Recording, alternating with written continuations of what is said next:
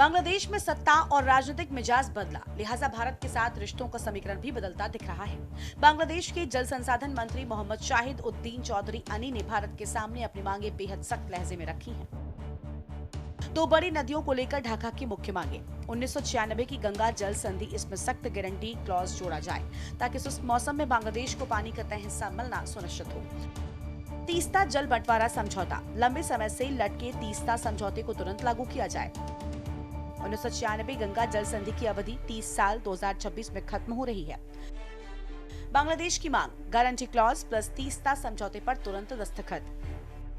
आपको बता दें कि इस बार ढाका का रुख केवल मांगों तक सीमित नहीं है, बल्कि इसमें कूटनीतिक धमकी का तड़का भी लगा है। जल संसाधन मंत्री ने साफ कहा है कि अगर भारत द्विपक्षीय बातचीत से मसले को हल नहीं करता तो बांग्लादेश संयुक्त राष्ट्र और अन्य अंतर्राष्ट्रीय मंचों का रुख करेगा।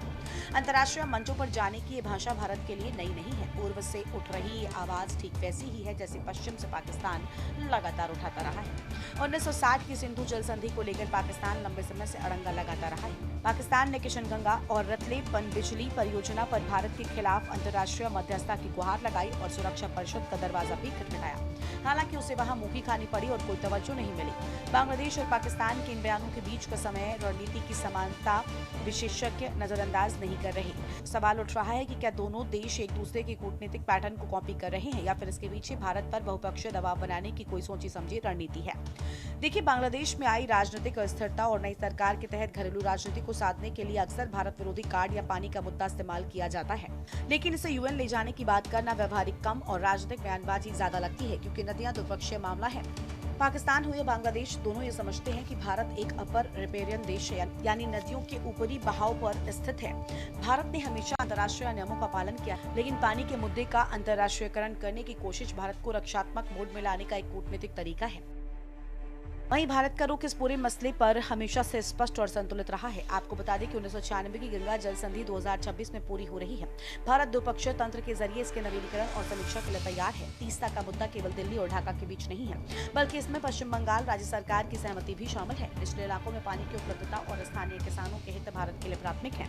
भारत हमेशा से ये मानता आया है कि उप महाद्वीप के मुद्दे द्विपक्षीय बातचीत से ही हल हो सकते हैं। यूएन या तीसरे पक्ष की मध्यस्थता भारत को कभी मंजूर नहीं रही, चाहे वो कश्मीर हो या जल बंटवारा।